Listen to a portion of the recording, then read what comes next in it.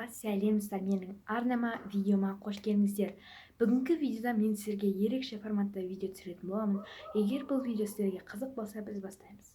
2021 жылы ағылшын немесе өзіңіз қалаған тілді үйреніңіздер. Құр жатқанша пайдалы және де міндетті түрде сізге нәтижесі спортпен айналысып жаттығу жасаңыздар.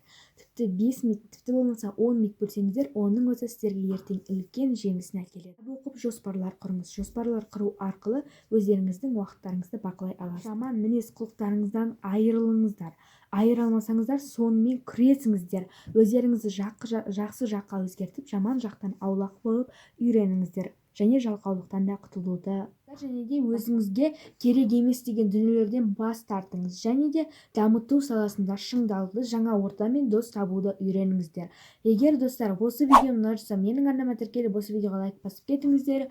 Және достар, бұл видео сіздерге пайдалы болды деген ойлаймын. Бұл видео сіздерге өте қысқа болғанымен өте керемет видео деп ойлаймын.